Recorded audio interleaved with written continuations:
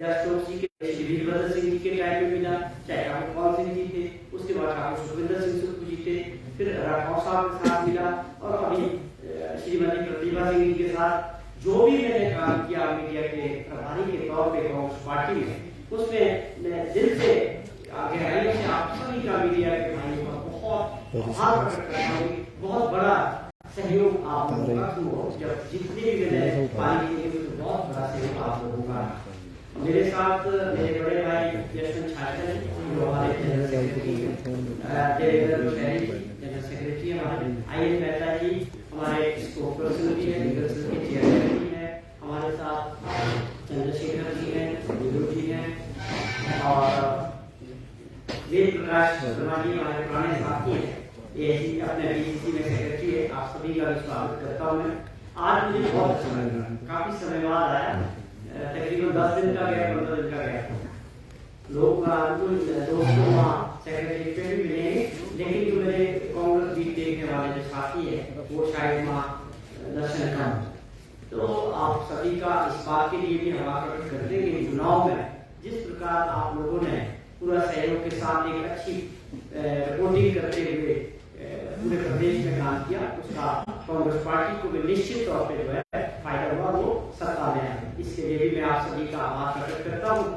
और मैं सबसे पहले अपने माननीय मुख्यमंत्री ठाकुर सुखविंदर सिंह सुक्खू जी का और हमारे जो राष्ट्रीय स्तर पर नेतृत्व है श्रीमती सोनिया गांधी जी का, श्री राहुल गांधी जी का, श्रीमती प्रियंका गांधी जी का, और हमारे राष्ट्रीय अध्यक्ष श्री खड़गे जी का, और हमारी अध्यक्ष श्रीमती प्रतिभा सिंह जी का, सबका आभार प्रकट करता हूँ कि मुझे एक साधारण कार्यकर्ता को जिसने कांग्रेस पार्टी का काम किया, आज एक ऐसी जगह काम करने का मौका दिया कि मैं मुख्यमंत्री के साथ मीडिया प्रभारी के रूप में, एडवाइजर के रूप में काम करूंगा।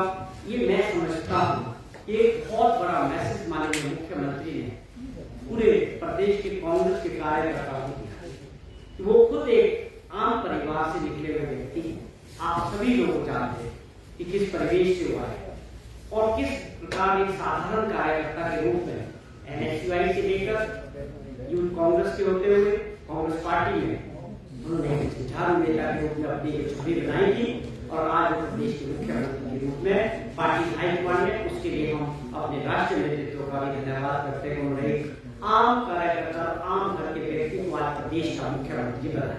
हम उसके लिए राहुल गांधी जी का, सोनिया जी का, अपने राष्ट्रीय अध्यक्ष का, श्रीमती प्रियंका गांधी का आभार प्रकट करते हैं। और मैं इसके लिए कि हम जैसे कार्यकर्ता को एक मौका मिला कि आपने ये ऑफिस से हमको एक बूस्ट दिया है पूरे कांग्रेस परिवार, इससे साफ जाहिर होता है कि आगे जो हमारे लोग काम करते हैं पूरे प्रदेश के अंदर, उनको एक उम्मीद रहती है कि कभी उनका भी समय है। तो हम सब इस बात को लेकर बहुत उत्साहित हैं।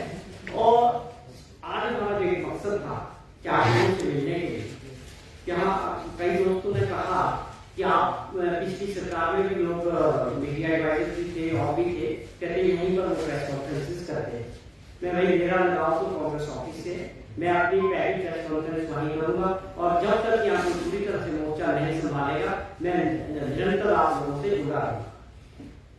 आज सरकार बने अभी बहुत कम समय है, और सरकार ने माननीय मुख्यमंत्री जी अपनी कुछ प्राथमिकताएं जो हमने वादे किए थे 10 गारंटीज के रूप में या मैनिफेस्टो के रूप में, कांग्रेस पार्टी ने जो भी प्रदेश के लोगों से वादे किए थे बिना कैबिनेट के फैसले के माननीय मुख्यमंत्री जी ने सभी एमएलओ को साथ में खा के 40 के 40 एमएलओ की कैबिनेट बनती रहेगी, हम फैसले और काम करना शुरू करें। ये अपने आप में अलग एग्जाम्पल कि इंतजार नहीं किया कि कैबिनेट बनेगी फिर फैसले होंगे, सबकी राय और हम सहमति से कुछ फैसलों पे काम शुरू हो गया और अधिकारियों को आदेश दिए। जैसे मैं आपको बताऊं, पहली बात है कि उन्होंने एक सोच रखी कि हिमाचल प्रदेश में प्रदूषण ना हो, इसके लिए एक वचनबद्ध तरीके से उन्होंने कहा कि 5 साल के अंदर हम जो है बिजली से चलने वाले वाहन, इलेक्ट्रिकल वाहन के ऊपर फोकस करें। और आप लोगों ने उसके ऊपर रिपोर्टिंग भी की, लोग समझ भी रहे, एक नई दिशा की बात करते। मुख्यमंत्री चुनाव के दौरान बार बार कहे कि हम सत्ता परिवर्तन की तरफ नहीं जा रहे, हमारा लक्ष्य है व्यवस्था परिवर्तन। तो ये वो उसके पहला स्थान पर लोग समझ नहीं पा रहे थे। हम भी नहीं समझ पा रहे थे कि क्या बोलते हैं व्यवस्था परिवर्तन, सत्ता परिवर्तन। वो कहते हैं कि कुछ सालों से सिस्टम जा रहा है, एक सरकार जा रही दूसरी आ रही, सब चीजें वैसे ही चल रही है। हमको सिस्टम बनाने की जरूरत और व्यवस्था बनाने की जरूरत है। उसकी शुरुआत निश्चित तौर पे ठाकुर सुखविंदर सिंह सुक्खू जी के विचारों से और सोच से आगे बढ़ेगी कांग्रेस पार्टी। और उनका ये पहला फैसला, मैं इस बात को बड़ा उनका आभारी भी हूँ। ये बहुत अच्छा फैसला है कि जल्दी से जल्दी हिमाचल प्रदेश में पूरा फोकस गवर्नमेंट का जो है इलेक्ट्रिक वाहन को आगे बढ़ाने का है। और जो हमारी सबसे बड़ी समस्या है कि उन्होंने फैसला लिया कि सरकार आज के बाद जो गाड़ियां खरीदेगी वो इलेक्ट्रिक वाहन, चाहे ऑफिसर्स के लिए चाहे किसी के लिए। अब ये देखना बाकी है कि इस वक्त मार्केट में किस तरह के वाहन उपलब्ध है, पहाड़ों में कौन से सक्सेस होंगे, बैटरी लाइफ क्या होगी, कितने घंटे चलेगी, ये चीजें टेक्निकल चीजें, इस पे भी काम करेंगे लोग।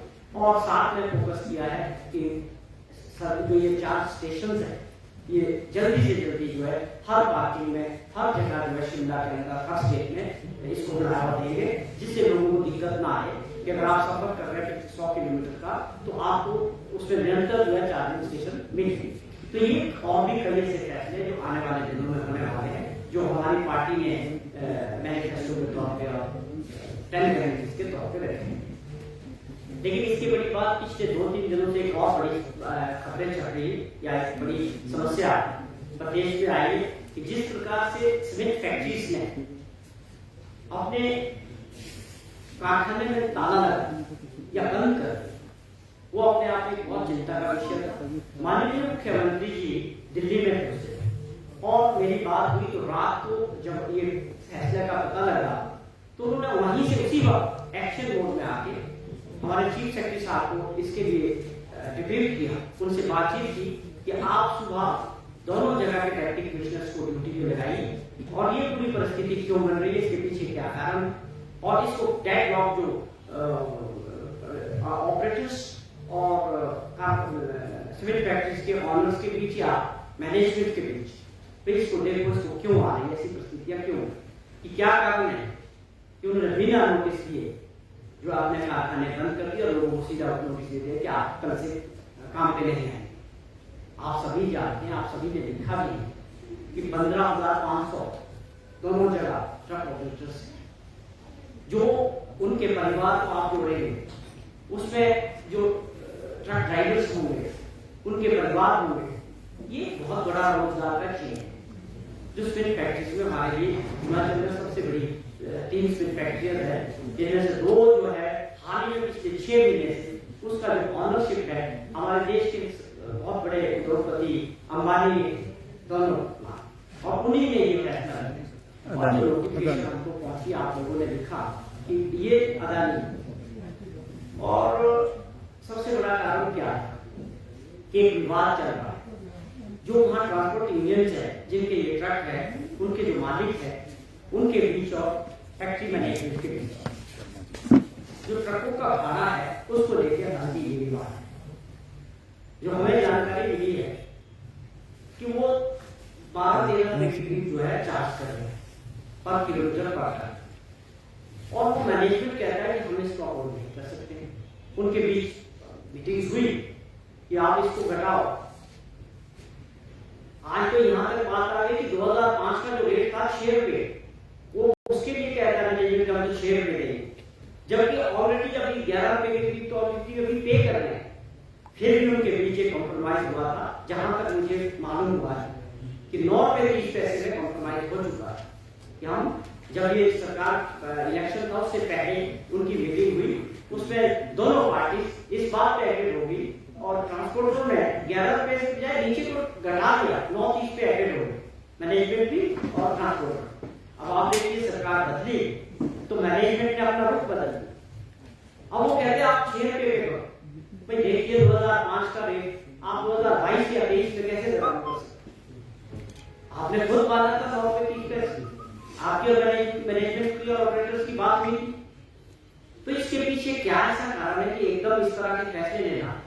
लेकिन सरकार की मंशा बड़ी साफ है कि हमारी जो रोजगार इससे प्राप्त कर रहे हैं ट्रांसपोर्टर्स, उनके परिवार और बहुत सारे लोग हैं, कोई टायर पंचर का काम कर रहा है, कोई ढाबा चला रहा है, किसी ने जमीनें खोई है, जमीनें बेच के ट्रक खरीदा है।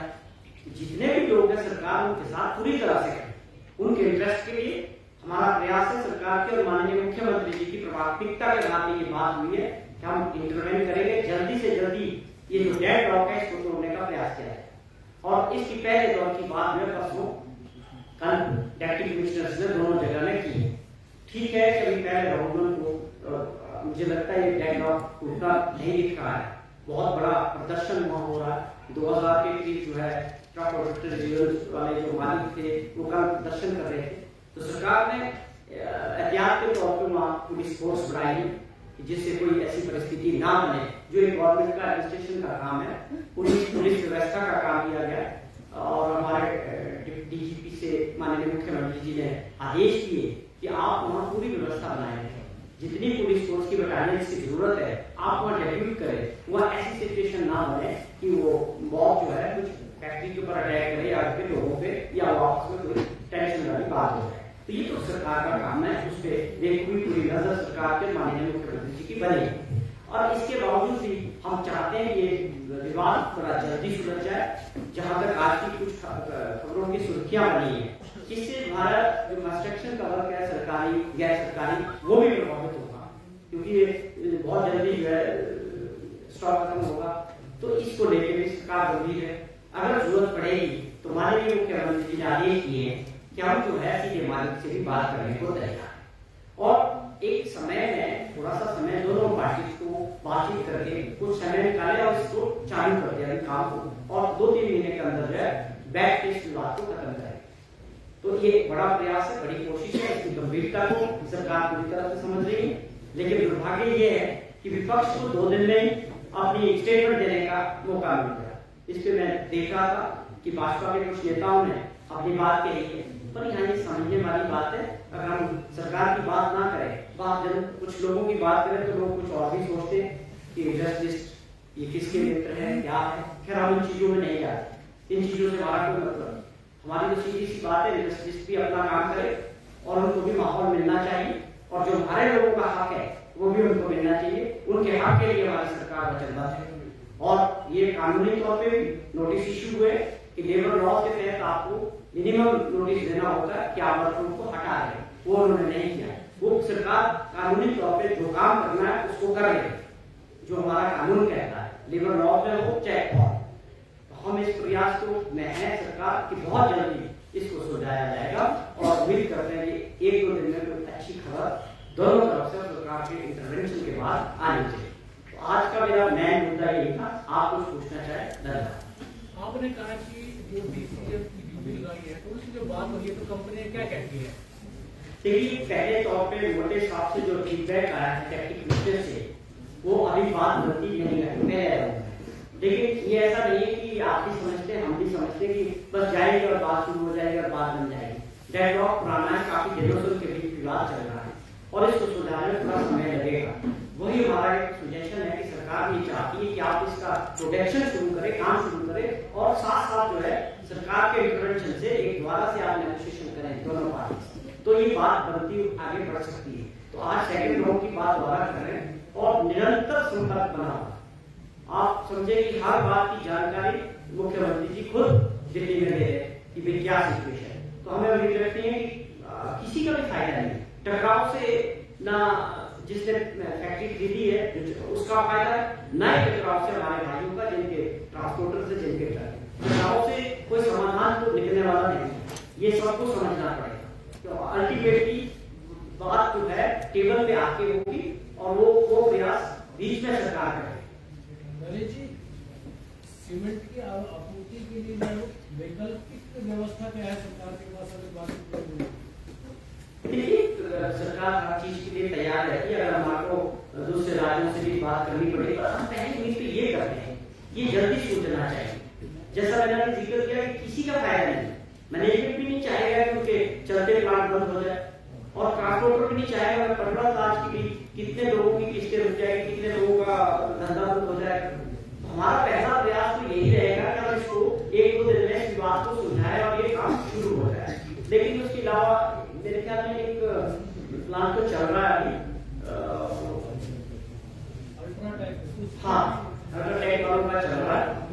हाँ, तो ऐसी तो नहीं परिस्थितियां कि आप ये समझो कि अभी बिल्कुल खराब हो गई, ऐसा नहीं। सबसे पहला कंसर्न ये है कि जो लोगों का नुकसान हो रहा है वो सबसे इम्पोर्टेंट है। क्या लग रहा है परिणाम के बाद अचानक से ये फैसला हुआ, ना कोई सूचना मिली, इसमें कोई इस तरह से तो नहीं देख रहे हैं आप राजनीतिक षड्यंत्र? देखो, हमारी सरकार को बदलिया नहीं कहने इतनी नहीं है, लेकिन चुनौतियां होती है, उसके लिए माननीय मुख्यमंत्री जी और उनकी टीम सब तैयार है। इससे भी पार पाएंगे। ये मामला सीधे तौर पर सरकार से नहीं जुड़ा हुआ है, ये दो पार्टियों का मामला है, लेकिन फिर भी सरकार इसको रिजॉल्व करेगी। उससे पहले सॉरी, अब बाहर रैली करने जा रही है कोई? हाँ जी, कांग्रेस पार्टी हमारा जो सेशन है 3 दिन का, 22, 23, 24 को धर्मशाला में, तो इसको लेके हमने जाना था कि 22 तारीख को जो है, जो नए विधायक चुने हैं वो सभी लोग वोट लेंगे, और उसके बाद 23 तारीख को स्पीकर साहब का चुनाव होगा, गवर्नर स्पीकर और गवर्नर साहब का एडजस्ट, और नेक्स्ट डे 24 को जो है उस मोशन पे थैंक्स मोशन गवर्नर का। लेकिन अब जा रहे थे तो कांगड़ा जिला के जो लोग हैं, जो हमारे विधायक चुने गए हैं, जो वहाँ का संगठन है, उनको बहुत उत्साहित है कि माननीय मुख्यमंत्री जी पहली बार कांगड़ा आए, तो उन्होंने उसके लिए बहुत बड़ी रैली का आयोजन जो है माननीय मुख्यमंत्री जी के स्वागत के लिए धर्मशाला में 21 तारीख 11 बजे जरोवर स्टेडियम में, और इसमें मेरी पर्सनली भी बहुत लोगों से बात हुई, तो बड़ा उत्साह है। एक ऐसा व्यक्ति आज प्रदेश का मुख्यमंत्री है जो आप और हम जैसे आम परिवार से, और उसका परिणाम जिस दिन आपने वो देखा, रिच के अंदर हमें आज रात को फैसला हुआ कि ये मुख्यमंत्री होंगे और कल की सुबह की कोर्ट है, और उसमें भी आएंगे राहुल गांधी जी, डिग्नेटरीज बड़े बड़े, तो आपने हमें टाइम ही नहीं मिला ऑर्गेनाइज करने का, जो कोर्ट का फंक्शन था इस पे बिल्कुल टाइम नहीं मिला, लेकिन लोगों में जोश, आपने देखा पूरा रिच भर गया, पूरा शिमला भर गया। तो वो क्या कारण था? वो सबसे बड़ा कारण यही है कि बड़े समय के बाद कांग्रेस पार्टी में नई लीडरशिप, माननीय वीरभद्र सिंह जी ने बहुत बड़ी तारीफ प्रदेश के लिए खेली, कांग्रेस पार्टी की, उसके बाद एक परिवर्तन हुआ, नए लोगों का दौर आया, उसमें वो आदमी इस कुर्सी तक पहुंचे जो कभी मंत्रिमंडल में नहीं रहे, लेकिन एक छवि है जो ध्यान नेता की उनकी पार्टी के अंदर थी, और एक आम आदमी के परिवार से, और आम आदमी आज प्रदेश का मुख्यमंत्री। सर, इस रैली में केंद्रीय नेतृत्व से भी कोई आएंगे? नहीं, इस रैली में वो तो ऑलरेडी आपने देखा कि पूरा लीडरशिप इस पे था। ये तो केवल बात कांग्रेस जो ढाका की जनता है, कांग्रेस जन है, आम जनता है, यहाँ के विधायक है, ये उनका भावना है कि माननीय मुख्यमंत्री जी का काम, ये प्योरली चीफ मिनिस्टर साहब के लिए कर रहे हैं, क्योंकि उन्होंने सेशन के लिए जाना था, तो उनकी पहली ये यात्रा, इसलिए वो इसको ऑर्गेनाइज कर रहे हैं। और एक बात और बता दूं, ये बहुत बड़ी पॉसिबिलिटीज है कि इस तरह की बहुत जगह से फीडबैक आया दूसरे जिलों से, लोग जहां भी मुख्यमंत्री जाएंगे ये रैलियां हर जिला में होने की संभावना है, तो उनके स्वागत के लिए, क्योंकि हमारे कार्यकर्ता और वहां के जो विधायक है, जो लोग हैं, वो चाहते हैं, तो इसकी शुरुआत कांगड़ा से होगी 21 तारीख। बाकी टाइम के अनुसार जब वो जाएंगे वो प्रोग्राम तो आपको हम बताएंगे टाइम। चौहान साहब, सरकार ने एक्सटेंशन और एम्प्लॉयमेंट को खत्म करने का निर्णय लिया है, लेकिन दूसरी तरफ कुछ एक अपॉइंटमेंट और कुछ लोगों को एक्सटेंशन दी भी गई है, तो ये दोहरा मापदंड क्यों? मुझे लगता है आपको शायद पूरी जानकारी, आज आप देखेंगे कि पूरे ऑर्डर्स हो चुके हैं, जो पिछले सब सड़कों पे जयराम सरकार के जो लोग थे, एक्सटेंशन थे या जिनको रीएम्प्लॉयमेंट दिया गया, वो एक ही आदेश से सरकार ने, मैं पढ़ रहा था, कितने 100 लोग जो है सड़कों पे आ गए, और ये हमारी सरकार की वजह से। जिसको आप टच करना चाह रहे हो, मैं बता देता हूँ आप क्या बता रहे हैं। एक जगह से एक आदमी, वो टेक्निकल पोस्ट है, उसके आगे वो व्यक्ति देना पीछे गए, और वो आदमी हमें चाहिए, वो इंटरेस्टेड की, वो डिपार्टमेंट की मजबूरी, एक ही आदमी को दिया गया, वो मजबूरी है कि उसकी जो पोस्ट है वो भरी जाएगी public service mission, BTech engineering based वो काम है उसका टेक्निकल आदमी, मैंने उनसे पूछा कि आपने ये क्यों दी, इसका कारण था कि इसके लिए किसी पिछले अवसर को दे देते, क्योंकि इस तरह का हमारे पास कोई प्रोविजन नहीं। हमने रिक्वेस्ट किया उस आदमी को कि आप कंटिन्यू करें जब तक हमारे पास पब्लिक सर्विस की शुल्क हम इसको भरती नहीं। तो हमारी पॉलिसी बड़ी साफ। धन्यवाद आप सभी लोगों का।